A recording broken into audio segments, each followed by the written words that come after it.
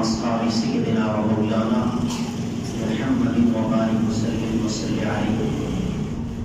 الصلاة والسلام عليك يا رسول الله وعلى آلك وأصحابك يا سيدي يا حبيب الله. الصلاة والسلام عليك يا نبي الله وعلى آلك وأصحابك يا شفيع المذنبين.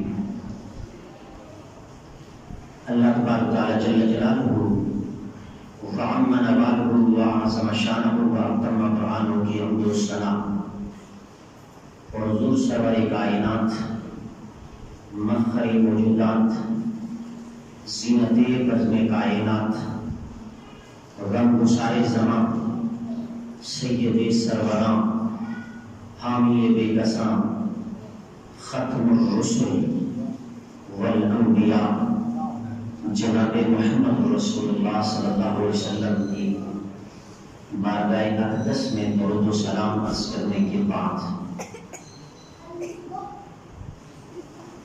نہایت ہی معزز سامعین و ناظرین، خصوصاً مجاہد ملت اسلامیہ یادگار اسلاف استاد العلماء حضرت علامہ مولانا قاری غلام منصور صاحب زید الشرف اور قبلہ محترم قاری محبوب صاحب غالباً، سامعین میں بزرگ حضرات اور ثناخان حضرات، السلام علیکم ورحمۃ اللہ وبرکاتہ۔ حضرات محترم، آج 10 ربیع الاول کی مقدس رات ہے اور آج کے دن مجھ جیسے فقیر کو منعوت کیا گیا۔ میں دعا کرتا ہوں کہ اللہ رب العزت مجھے حق اور سچ بیان کرنے کی توفیق عطا فرمائے اور آپ تمام احباب کو اس پر عمل کرنے کی توفیق عطا فرمائے۔ اشتہار پر فقیر کے نام کے ساتھ جو ٹاپک لکھا ہوا میری نظر سے گزرا، گزشتہ سال بھی فقیر کو وہی ٹاپک عنوان دیا گیا تھا۔ آج اس کی دوسری نشست آپ احباب کے سامنے قرآن و سنت کی روشنی میں عرض کرنے کی کوشش کر رہا ہوں، اس امید کے ساتھ کہ اللہ رب العزت مجھے صحیح معنوں میں سمجھانے کی اور آپ کو صحیح معنوں میں بغیر تعصب کے سننے کی توفیق عطا فرمائے۔ حضرت محترم، اس ٹاپک کو بیان کرنے کے لیے کئی مہینے چاہیے۔ اس پر میرا ذاتی جو لیکچرز یوٹیوب چینل پر موجود ہے، تقریباً 10 گھنٹے پر مشتمل فقیر کا اس پر موجود ہے۔ اگر تفصیلاً سننا چاہیں دلائل کے ساتھ تو سن سکتے ہیں، لیکن چند باتیں جو یوٹیوب پر ہمیں سن نہیں سکتے، اور فقیر کو اللہ پاک نے یہ اعزاز بھی دیا کہ آن دا ایئر ٹی وی چینلز پر بھی سعادت حاصل ہوتی رہتی ہے، ایف ایم ریڈیوز پر بھی سوالات کا سلسلہ اسکالر کی صورت میں لگا رہتا ہے، لیکن کچھ لوگ ہوتے ہیں جو پہلی مرتبہ سنتے ہیں۔ تو اس لیے گزشتہ سال جہاں پر میں نے بات کو ختم کیا تھا، آج اس سے آگے بات کو میں شروع کروں گا۔ موضوع ہے اختیارات مصطفیٰ قرآن و حدیث کی روشنی میں۔ اگر اس پر بحث کی جائے، قرآن و حدیث کا مطالعہ کیا جائے، تو اس پر اعتراضات کے جوابات پر بھی 1 گھنٹہ کم از کم چاہیے کہ جس کا رد کیا جائے۔ لیکن میں اعتراضات کی طرف نہیں جاؤں گا، میں صرف اختیارات مصطفیٰ یہ بیان کروں گا جہاں پر مجھے مجبور کیا جاتا ہے اکثر۔ تو اس لیے یہ محبت والا مہینہ ہے تو چند باتیں محبت سے آپ کے سامنے بیان کرنے کی کوشش کر رہا ہوں۔ سورہ نساء کی آیت نمبر 165 پڑھنے کا شرف حاصل کیا۔ اس میں اللہ رب العزت ارشاد فرماتا ہے، فلا وربک، قسم ہے محبوب مجھے تیرے رب کی۔ اب اللہ قسم کھائے، ایسے بھی تو کہہ سکتا ہے مجھے کائنات بنانے والے رب کی قسم. رب یہ بھی کہہ سکتا تھا کہ مجھے اپنی قسم. لیکن میرے رب نے بتایا میں جب بھی اپنی ربوبیت کا اعلان کروں گا پیارے بابو تو تیری نسبت سے ہو کر اعلان کروں گا. اگر ساری کائنات مجھے رب کہے مجھے اتنا فخر نہیں ہوتا کہ جتنا مجھے محمد کا رب کہتے ہوئے ہوتا ہے. اس لیے مجھے یہ اچھا لگتا ہے کہ میں یوں کہوں فلاں ربی کا پیارے مصطفیٰ مجھے تیرے رب کی قسم, مجھے تیرے رب کی قسم. یا اللہ تو مصطفیٰ کے رب کی قسم کھا کر کہنا کیا چاہتا ہے؟ جواب آتا ہے آج ہم مصطفیٰ کے رب کی قسم کھا کے ہم مصطفیٰ کی عظمت اور اختیارات کو بیان کرنے لگے ہیں.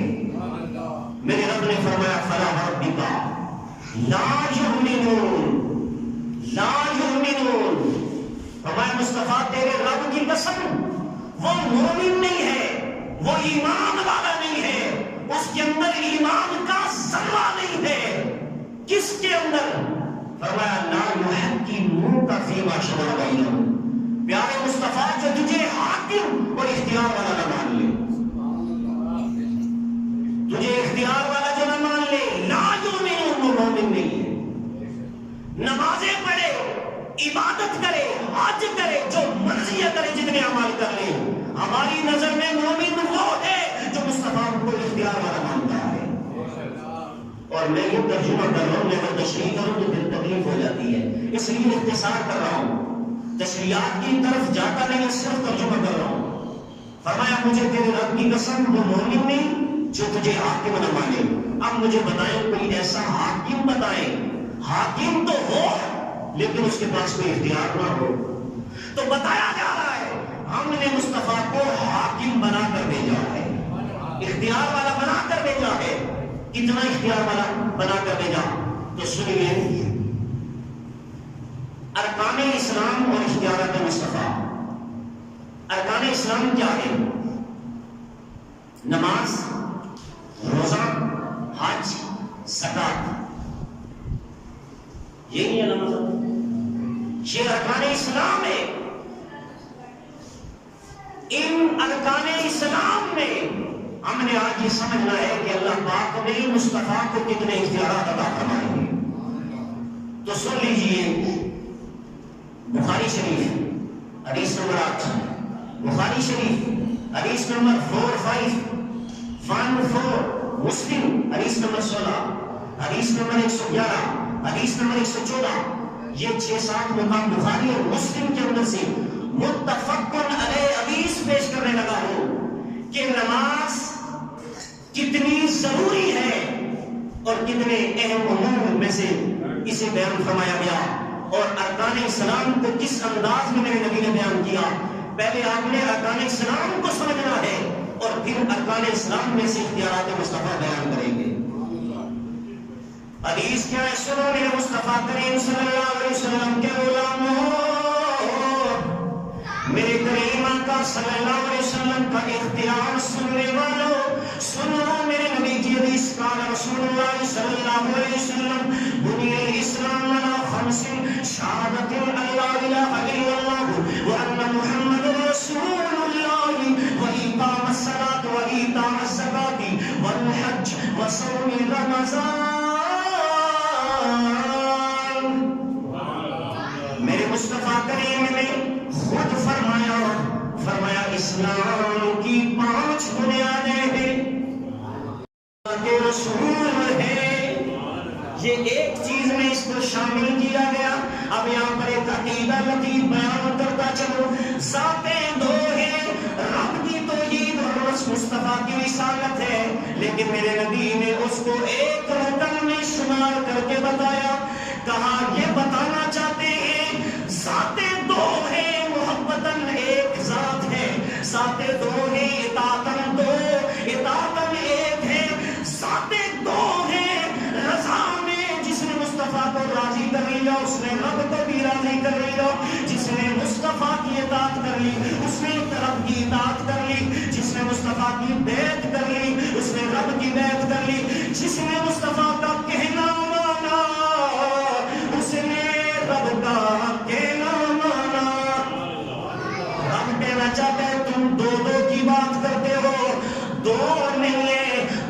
شریک کے لیے استعمال ہوتا ہے، شریک غیر کے لیے استعمال ہوتا ہے۔ لوگوں یہ شریک نہیں ہے بلکہ میرا حبیب ہے، میرا حبیب ہے۔ یہ لوگ کہتے ہیں شریک بنا دیا، شریک بتانا چاہتا ہوں شریک وہ ہوتا ہے جس کو آدھا ملے، جو آدھے حصے کا حقدار ہو، اور حبیب وہ ہوتا ہے جس کے لیے قرآن میں سورہ کوثر اتار کے رب کہتا ہے اِنَّا أَعْطَيْنَاكَ الْكَوْثَرَ، ہم نے تجھے سب کچھ عطا کر دیا ہے۔ تھوڑا جسے ملے وہ شریک ہوتا ہے، اور جسے اتنا ملے کہ اتنا پیمانہ بھی نہ مل سکے کہ کتنا دیا، اسے حبیب اللہ کہتے ہیں۔ تو اس لیے یہاں پر میرے مصطفیٰ کریم نے ارکان اسلام میں دو ذوات کو ایک ارکان میں شامل کر کے بتایا، کہا دو کرنے والوں وَلَوْ أَنَّهُمْ رَضُوا مَا آتَاهُمُ اللَّهُ وَرَسُولُهُ، قرآن میں دیکھو رضا رب کی بھی ایک ہے، مصطفیٰ کی بھی ایک ہے، قُلْ أَطِیعُوا اللَّهَ وَأَطِیعُوا الرَّسُولَ، اطاعت مصطفیٰ کی اور رب کے لیے بھی ایک لفظ استعمال ہوا ہے۔ حضرات محترم، یہ توحید اور رسالت کو ایک ارکان میں شامل کیا گیا۔ آگے سنیے، آگے میرا رب فرماتا ہے مصطفیٰ کریم کے وسیلے سے میرے مصطفیٰ کریم نے فرمایا وَإِقَامِ الصَّلَاةِ، نماز قائم کرنا، کیا کرنا؟ نماز قائم کرنا، وَإِيتَاءَ الزَّکَاةِ، زکات ادا کرنا، وَالْحَجِّ، حج کرنا، وَصَوْمِ رمضان، اور رمضان کے روزے رکھنا۔ یہ ارکان اسلام ہے جو سیاستہ سے میں نے بیان کیے۔ یہ کتنے ضروری ہیں؟ میرے مصطفیٰ کریم نے فرمایا ہر مسلمان کے لیے یہ بنیادی ارکان اسلام کے، اگر بنیاد ختم ہو گئی ہمارت گر جاتی ہے، تو یہ بنیادی ارکان ہیں جو ہر بندے پر فرائض کا درجہ رکھتے ہیں۔ اب اتنے فرائض اتنے ضروری، لیکن ان میں بھی اگر کوئی کمی بیشی کر لے تو اس کو اختیار والا کہا جاتا ہے۔ اب دیکھیے، نماز ہر حال میں معاف نہیں ہے، نماز ہر حال میں معاف نہیں ہے۔ قیامت تک کوئی ایسا بندہ نہ آیا، نہ کسی کو یہ اختیار دیا گیا کہ نماز اللہ کی ہو اور کوئی معاف کر دے۔ ہر حال میں نماز ہم پر فرض ہے۔ لیکن دیکھیے میرے آقا کریم کی شان، میرے آقا کریم کی شان سنیے۔ حدیث ابو داؤد شریف کے اندر حدیث نمبر 428 ہے، مسند احمد کے اندر 1068 حدیث کا نمبر ہے۔ سنیے، حضرت عبداللہ بن فضالہ کہتے ہیں میرے والد گرامی آقا علیہ الصلوۃ والسلام کی بارگاہ میں آئے اور آقا عرض کی، کیا کی عرض؟ علمنی رسول اللہ صلی اللہ علیہ وسلم فقال فیما علمنی، میرے نبی علیہ الصلوۃ والسلام کی بارگاہ میں آئے، کہنے لگے یا رسول اللہ مجھے کچھ کلمات عطا فرمائیے، جو باتیں سکھائیں گے میں ان پر عمل کروں گا۔ تو میرے نبی نے کیا فرمایا؟ فرمایا وحافظ علی الصلوات الخمس، اے عبداللہ کے باپ فضالہ سن، 5 نمازوں کی حفاظت کرنا۔ کتنی نمازوں کی؟ 5 نمازوں کی حفاظت کرنا۔ اب سنیے، کہتے ہیں جس وقت میرے والد گرامی نے سنا کہ حضور نے بات بتائی کہ یہ خاص بات ہے، اس پر عمل کرنا، 5 نمازوں کی حفاظت کرنا۔ اب وہ صحابی سامنے کھڑے کہنے لگے قال قلت ان هذه ساعۃ لی فیہا اشغال، یا رسول اللہ میں نماز نہیں پڑھ سکتا، جب نماز کا ٹائم ہوتا ہے اس وقت میرے اپنے کام ہوتے ہیں، میں نماز نہیں پڑھ سکتا۔ لی فیہا اشغال، جب نماز کا وقت آتا ہے میرے اپنے کام ہوتے ہیں، دھندے ہوتے ہیں، میں یہ کام نہیں کر سکتا۔ سنیے، جس وقت وہ صحابی کہنے لگے کہ میں یہ کام نہیں کر سکتا، آگے ایک اور مسئلہ بیان کر دیا، کہنے لگے فَمُرْنِي بِأَمْرٍ جَامِعٍ، مجھے کوئی جامع حکم ارشاد فرما دے، میرے سے یہ نماز نہیں پڑھی جا سکتی۔ اب سنو میرے مصطفیٰ کریم کے غلاموں، جب کوئی بندہ آج کے کسی عالم کے سامنے یہ بات کہے کہ میں نماز نہیں پڑھ سکتا اور نماز کا انکار کرنے والا بندہ کافر ہو جاتا ہے، اور نماز کو چھوڑنے پر بھی فقہاء کرام کا کفر کا فتویٰ ہے، لیکن واضح حضور کے سامنے کہا جا رہا ہے کہ میرے اپنے ٹائم ہوتے ہیں میں نماز نہیں پڑھ سکتا. سنو یہ کسی اختیار والے کے سامنے یہ بات کہی جاتی ہے. صحابی کو پتا تھا کہ جس کے سامنے میں کھڑا ہوں یہ اللہ کا حبیب ہے, یہ سب کچھ کر سکتا ہے. کہنے لگے فطر نے بھی ہمیں جامع, یا رسول اللہ مجھے کوئی جامع حکم ارشاد فرما دے. سنو آپ سنیے میرے نبی نے کیا فرمایا. اب جزا مل رہی ہے, اب اس سوال اس مشکل کو حل کیا جا رہا ہے. میرے نبی نے فرمایا میرے صحابی سن, حافظ علی الاسرین. کیا فرمایا؟ حافظ علی الاسرین, چل تو اسرین پڑھ لے. اسرین کیا؟ اسرین. اب وہ صحابی کہنے لگے وما کانت من لغتنا یا رسول اللہ, یا رسول اللہ ہماری زبان میں ہمیں پتہ نہیں یہ الاسرین کیا ہوتا ہے, ہماری زبان میں یہ الاسرین کیا ہوتا ہے, اس کی ڈیفینیشن بتائیے, اس کی وضاحت فرمائیے. تو میرے نبی نے فرمایا ومن اسران, سنو تمہیں میں بتاؤں اسران کیا ہے. تو فرمایا فقال صلاۃ قبل طلوع الشمس وقبل وصلاۃ قبل غروبها. فرمایا غروب آفتاب سے پہلے کی نماز پڑھ اور طلوع آفتاب سے پہلے کی نماز پڑھ. غروب آفتاب سے پہلے کی نماز یعنی کہ عصر کی نماز پڑھ, اور طلوع آفتاب سے پہلے کی نماز پڑھ, فجر کی نماز پڑھ. کہا دو نمازیں پڑھ, عصر کی پڑھ, فجر کی پڑھ, باقی تین نمازیں تجھے معاف ہیں. مجھے بتائیں کوئی ایسا بندہ ہے کہ جو تین نمازیں معاف کر دے؟ لیکن اللہ کے نبی کو اللہ نے یہ اختیار دیا. میرے نبی چاہیں نمازیں معاف کر سکتے ہیں. میرے نبی نے تین نمازیں معاف کر دی. ساری زندگی عبداللہ بن فضالہ کہتے ہیں میرے والد گرامی تین نمازیں پڑھتے رہے, دو نمازیں پڑھتے رہے, تین میرے نبی نے معاف کر دی. میرے نبی نے ان کو صحابی بنا دیا. صحابی رہے, تین نمازیں پڑھتے رہے. تو پتہ یہ چلا کہ اللہ پاک نے میرے نبی کو یہ شان عطا فرمائی ہے جو چاہے میرے نبی کر سکتے ہیں. آگے ایک اور حدیث سنیے. ایک اور جگہ روایت میں موجود ہے, ایک شخص آیا اور اس نے اسلام قبول کیا. کیا کیا؟ اسلام قبول کیا. اور اسلام قبول کرتے وقت اس طرح کے لفظ موجود ہیں, اس نے شرط لگا دی. کہا مجھ میری کچھ شرطیں ہیں, میں اسلام تب قبول کروں گا, آپ کے ہاتھ پر بیعت تب کروں گا. کہنے لگا کہ میری یہ شرط آپ مان لے. اب حدیث کیا ہے؟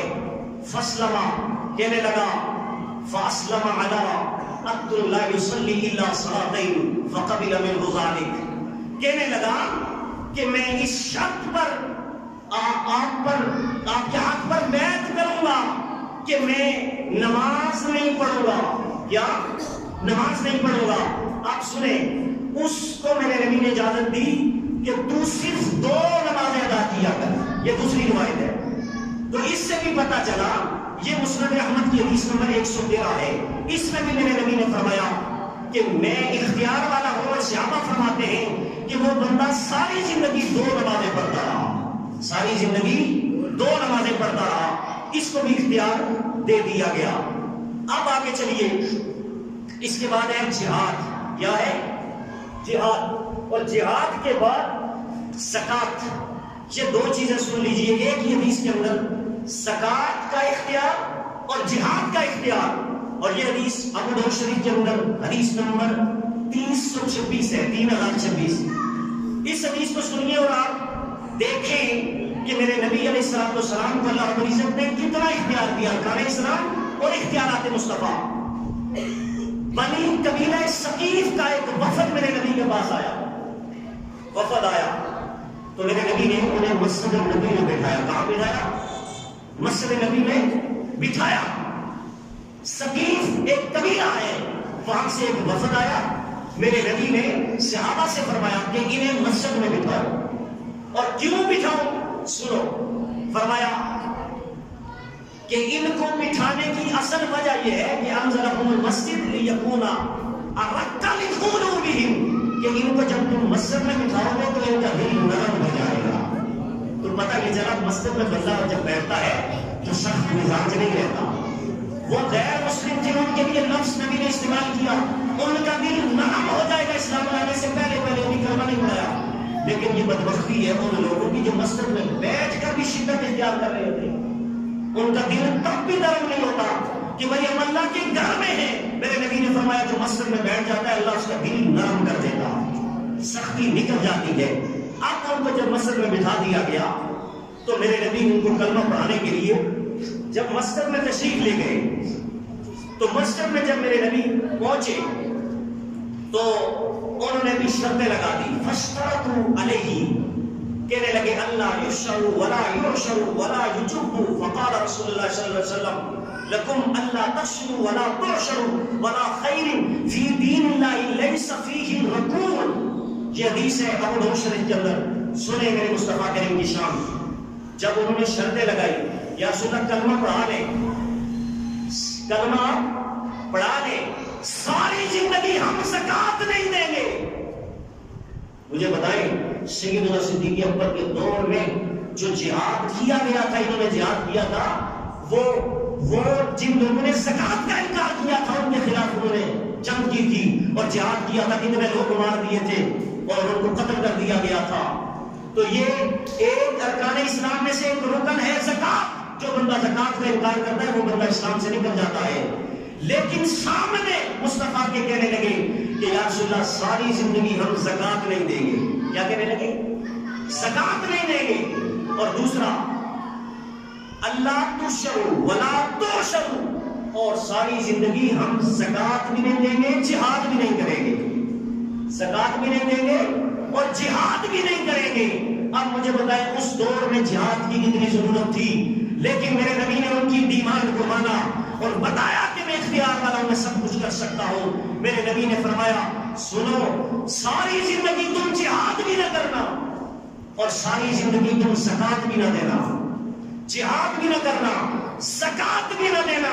اور ساتھ انہوں نے ایک اور جملہ بھی کہا نماز بھی ہم نہیں پڑھیں گے. کیا؟ نماز بھی نہیں پڑھیں گے. تو میرے نبی نے فرمایا سنو، ساری زندگی جہاد مت کرنا، میں تمہیں اجازت دے رہا ہوں. ساری زندگی جہاد کے ساتھ زکات بھی نہ دینا، لیکن سنو مجھے وہ دین اچھا ہی نہیں لگتا جس دین میں نماز نہ ہو. یہ تبلیغ کا انداز تھا میرے نبی کا. میرے نبی نے جب اس طرح کی تبلیغ کی اثر کتنا ہوا.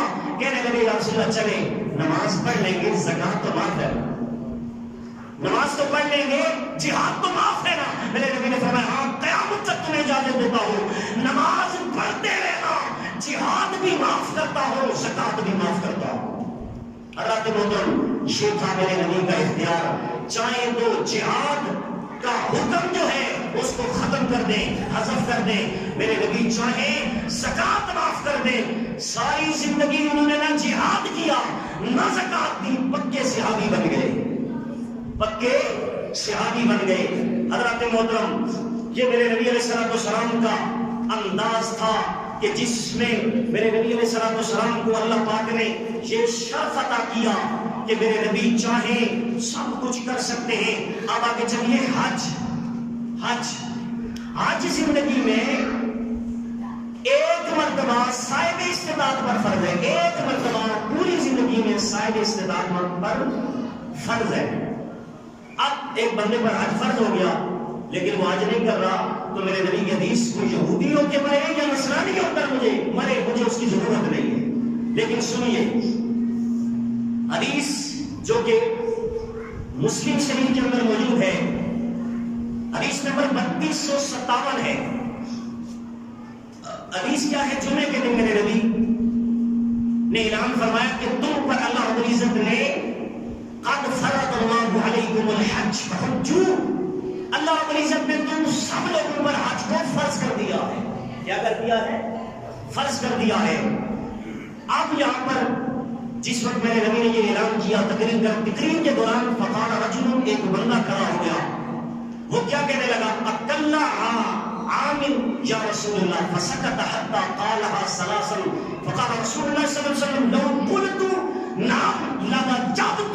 میرے نبی نے فرمایا، وہ بندہ کھڑا ہو گیا کہنے لگا یا رسول اللہ کیا ہر سال حج کرنا فرض ہے؟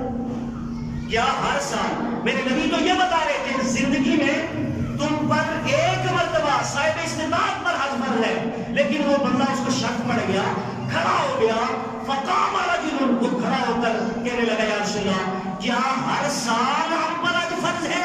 تو سنو میرے نبی نے کیا فرمایا 3 مرتبہ جب اس نے پوچھا 3 مرتبہ، تو چوتھی مرتبہ میرے نبی نے جواب دیا اے میرے صحابی سن کہ تو نے 3 مرتبہ جو سوال طلب کیا کہ ہر سال فرض ہے حج، اگر میں نام ہاں کہہ دیتا، عربی کے اندر یس، انگلش میں یس کہتے ہیں، عربی میں نام کہتے ہیں، کہا میں اگر نام ہاں کہہ دیتا تو ہر سال تم پر حج فرض ہو جاتا، ہر سال فرض ہو جاتا۔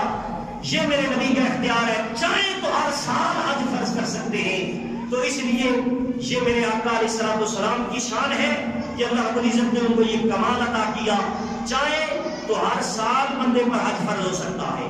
اب قرآن کے اندر حرام اور حلال یہ چیزیں واضح بیان کیے کہ ہر بندہ ہر سیکنڈ اس چیز کو دیکھ کر اپنی زندگی گزارتا ہے۔ جو مومن ہوتا ہے کہ اسے حرام اور حلال کی تمیز کرنی پڑتی ہے، جبکہ میرے نبی علیہ الصلوۃ والسلام کی بخاری شریف کے اندر حدیث نمبر 57 ہے، میرے نبی نے فرمایا امن لا یبال المرء امن الحلال امن الحرم، میری امت پر ایک زمانہ آئے گا کہ میری امت اس زمانے سے گزرے گی کہ وہ حلال اور حرام کی تمیز ہی نہیں کرے گی، اسے پرواہ ہی نہیں ہوگی حلال کر رہا ہوں یا حرام کر رہا ہوں۔ یہ آخری زمانے کی قیامت کی نشانیوں میں سے میرے نبی نے یہ نشانی بیان فرمائی۔ اب سنیے حلال اور حرام کے حوالے سے سنیے، قرآن کے اندر آیت موجود ہے 29 پارے کے اندر، سورہ توبہ کی آیت نمبر 29 ہے۔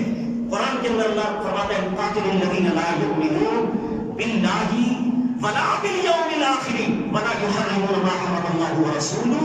اب سنیے، اللہ فرماتا ہے ان لوگوں سے جہاد کرو، کن سے جہاد کرو؟ لا یؤمنون باللہ ولا بالیوم الآخر، جو اللہ پر اور یوم آخرت پر ایمان نہیں رکھتے، ان سے جہاد کرو، ان سے لڑو۔ لوگ کہتے ہیں سختی کیوں کرتے ہو؟ قرآن میں خود کہا ان سے جھگڑا کرو، کن سے؟ جو اللہ پر یوم آخرت پر ایمان نہیں رکھتے۔ اور یہ تو اللہ کی شان ہے کہ اللہ پر ایمان رکھنا، یہ اللہ کی شان ہے۔ جو اللہ کی شان کو نہیں مانتے اللہ کو نہیں مانتے، لیکن اب حضور کی شان کو بھی ساتھ ٹچ کیا رب نے کہ میرے نبی کی جو شان نہیں مانتا ان سے بھی لڑو۔ کہا قاتل الذین لا یؤمنون باللہ ولا بالیوم الآخر، یوم آخرت اور اللہ پر جو ایمان نہیں لاتا ان سے لڑو، جہاد کرو۔ اور ولا یحرمون ما حرم اللہ ورسولہ، اور جو اللہ اور اس کے رسول نے حرام کیا اس کو حرام نہیں سمجھتے، ان سے جہاد کرو، لڑائی کرو۔ اب پتہ یہ چلا کہ اللہ تو حرام کر سکتا ہے، وہ صاحب قدرت ہے، وہ اختیار والا ہے، اس میں اختلاف ہی نہیں ہے، لیکن یہاں لفظ ہے ما حرم اللہ ورسولہ، اللہ نے بھی جو حرام کیا اور اللہ کے نبی نے جو حرام کیا۔ پتہ یہ چلا اس آیت سے اللہ بھی حرام کر سکتا ہے، نبی بھی حرام کر سکتا ہے۔ یہ اختیار میرے رب نے مصطفیٰ کو بھی عطا کیا، اور خود بھی میرا رب اس اختیار والا ہے کہ اللہ چاہے تو کسی چیز کو حرام کر ڈالے، چاہے تو حلال کر ڈالے۔ اسی طرح میرے مصطفیٰ کریم کو بھی اللہ نے کمال عطا کیا کہ میرے نبی کو اللہ نے یہ شرف عطا کیا، چاہے تو کسی چیز کو حرام کر دے۔ اسی طرح اگلی آیت ہے سورہ الاعراف کی آیت نمبر 157، اس میں دوسرے مقام پر پھر اللہ حضور کی شان کو بیان کرتا ہے، حلت اور حرمت کی واضح دلیلیں پیش کرتا ہے کہ میرا نبی حرمت بھی کر سکتا ہے اور حلت بھی کر سکتا ہے، حلال بھی کر سکتا ہے، حرام بھی کر سکتا ہے۔ یہ رسپانسبلٹیز میں نے مصطفیٰ کو عطا کر دی ہے۔ اب سنو، فرمایا وَيُحِلُّ لَهُمُ الطَّيِّبَاتِ وَيُحَرِّمُ عَلَيْهِمُ الْخَبَائِثَ وَيَضَعُ عَنْهُمْ إِصْرَهُمْ وَالْأَغْلَالَ الَّتِي كَانَتْ عَلَيْهِمْ۔ سنو، اس آیت کے اندر اللہ رب العزت سورۃ الاعراف آیت نمبر 157 میں اللہ کہتا ہے یہ میرا نبی جو ہے یہ تم پر پلید چیزیں جو پلید چیزیں ہیں یہ تمہارے لیے ناجائز کرتا ہے، مثلا جو پلید چیزیں ہیں اور جو حرام ہے ان کو تمہارے لیے ناپاک، اور جو حلال ہے فرمایا وہ چیزیں جو پاک ہیں وہ تمہارے لیے حلال کرتا ہے، اور جو ناپاک ہیں وہ تمہارے لیے حرام کرتا ہے۔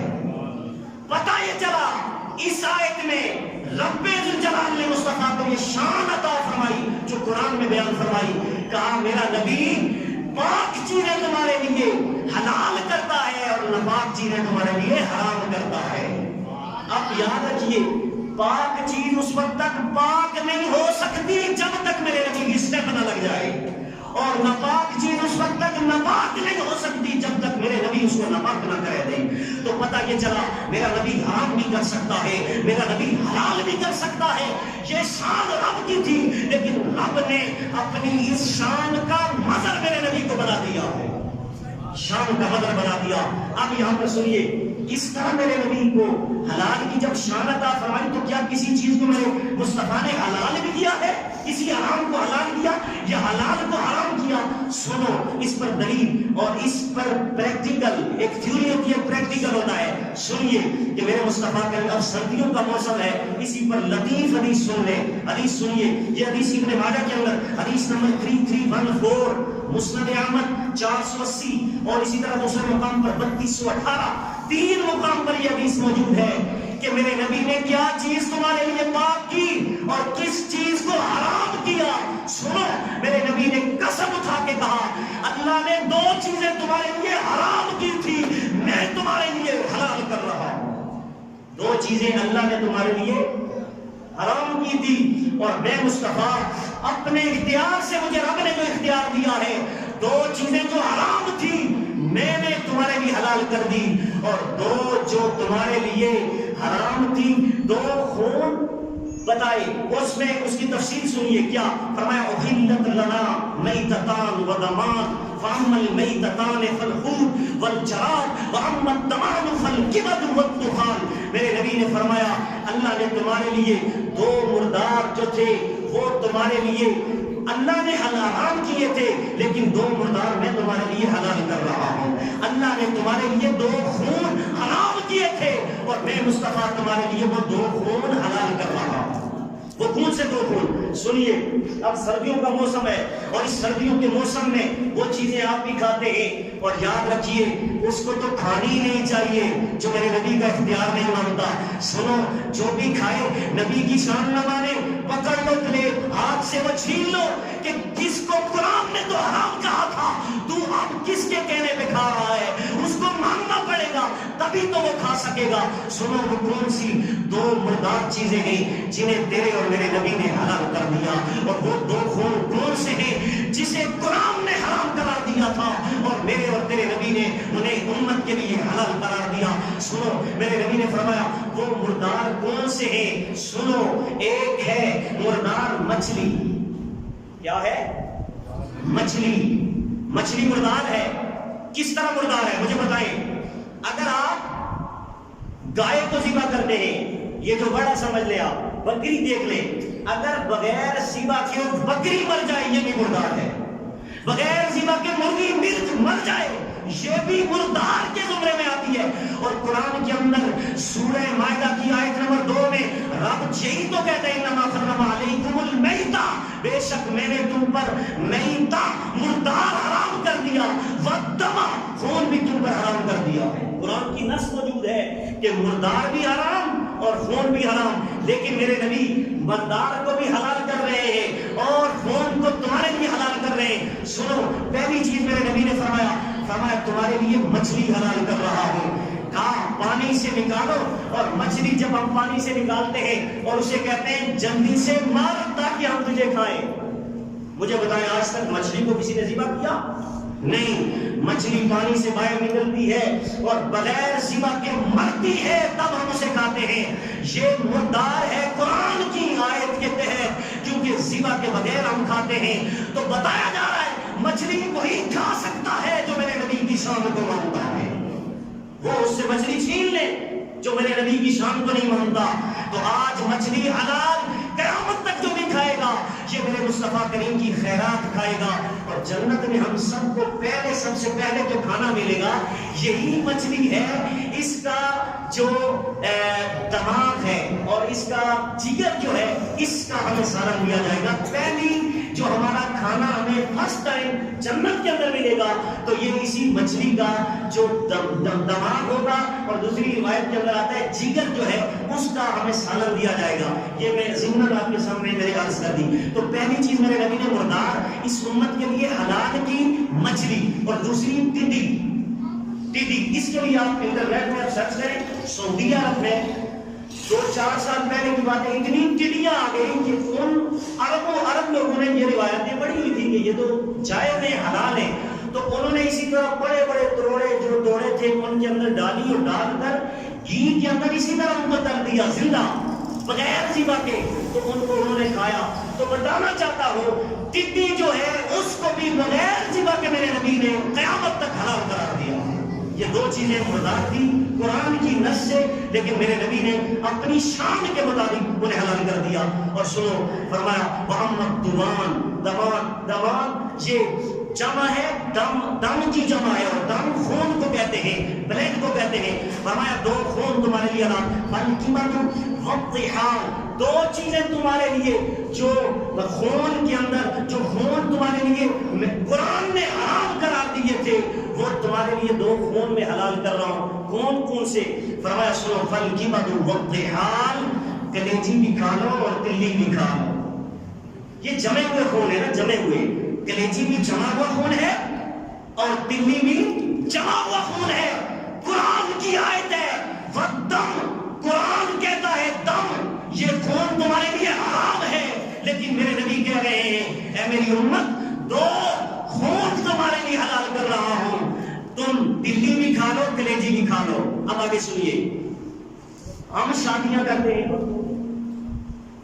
بس ٹھیک ہے، انشاءاللہ نیکسٹ اگر زندگی ہوئی تو یہ دوسری قسط تھی ہمارے دوسرے سال کے بعد، پچھلے سال جو میری نشست تھی پہلی، اس کے بعد یہ دوسری اسی ٹاپک پر انشاءاللہ نیکسٹ اگر زندگی نے ساتھ دیا تو انشاءاللہ نیکسٹ پھر اس سے آگے لے کے چلیں گے۔ اللہ رب العزت ہم سب کی حاضری کو اپنی بارگاہ میں شفیع قبولیت عطا فرمائے۔ وآخر دعوانا الحمدللہ رب العالمین، آمین۔ اللهم صل على سيدنا واصحاب سيدنا ومولانا محمد وبارك وسلم وصل عليه۔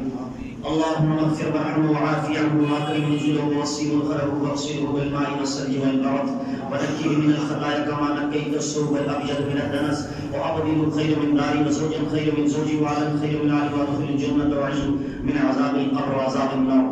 اللهم اني اسالك اتوسل واتوجه اليك بنبيك محمد النبي الرحمه يا رسول الله، اني قد توجهت بك الى ربي في حاجتي هذه تقضى لي، اللهم فشفع فيا۔ مولا جلال ہم سب کی حاضری کو اپنی بارگاہ میں ایک شفیع قبولیت عطا فرما۔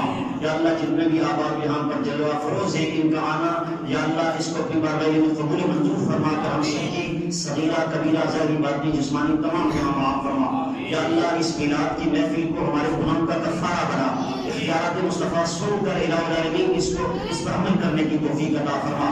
اسی طرح حضور کی شان کو سنتے سنتے زندگی کا آخری اختتام ہم سب کو نصیب فرما۔ کلمہ طیبہ بالخیر کے ساتھ ہمارا خاتمہ فرما۔ مولا جلال ہم سب کو حاسدین کے اثر سے، ظالمین کے ظلم سے، شریر کے شر سے، منافقوں کی منافقت سے محفوظ فرما۔ یا رب العالمین ہم سب کی عمر میں برکتیں عطا فرما، ایمان میں برکتیں عطا فرما، علم میں برکتیں عطا فرما، گھروں میں برکتیں عطا فرما، نیک عمل کرنے میں برکتیں عطا فرما۔ جتنے بھی احباب یہاں پر موجود ہیں استاد محترم سمیت، یا اللہ ہم سب کے حال پر کرم نازل فرما۔ یا اللہ ہم سب کے صغیرہ کبیرہ گناہ معاف فرما۔ ہمارے آبا و اجداد میں، خاندان میں، جدی کشتی ننیال دندیال کے جتنے بھی مؤمنین اور مخلصین اہل اسلام فوت ہو چکے، یا رب العالمین سب کی بخشش و مغفرت فرما، سب کے صغیرہ کبیرہ گناہ معاف فرما، قبر کی تنگی، قبر کی وحشت اور قبر کے اندھیرے سے محفوظ فرما، قبر کے اندر مصطفیٰ کریم کی زیارت اور پہچان عطا فرما۔ جن آباد نے لنگر کا اہتمام کیا، یا اللہ ان کے گھروں کو آباد فرما، یا اللہ ان کی عمر میں برکتیں عطا فرما۔ یا اللہ جتنے بھی لوگ میرے سمیت بے اولاد ہیں، نیک صالح اولاد عطا فرما، مخروج قرضے سے خلاصی عطا فرما، پریشان آنے پریشانی کو دور فرما۔ علامہ صاحب کا سایہ اس مسجد پر قادر قائم اور دائم فرما۔ یا اللہ اس محلے کے نمازیوں کی، یا اللہ کثیر تعداد میں جو لوگ یہاں پر آئے، یا رب العالمین ان کے وسیلے سے اس پورے محلے پر کرم نازل فرما، فضل کی چادر اتار دے۔ مولا جلال ہم سب کو اس چیز سے دور رکھ جس میں تیری ناراضگی ہے، اور اس کے قریب کر دے جس میں تو راضی ہے۔ یا اللہ ہم سب کے دل میں آقا علیہ السلام کی سچی محبت پیدا فرما، صحابہ کی سچی محبت پیدا فرما، اہل بیت کی سچی محبت عطا فرما۔ مولا جلال استاد محترم کی جسمانی روحانی ذہنی قلبی جو بیماری ہے شفا عطا فرما۔ جزا اللہ عنا سیدنا و مولانا محمد صلی اللہ علیہ وسلم وعلى سبحان ربک رب العزت عما یصفون وسلام علی المرسلین والحمد للہ رب العالمین۔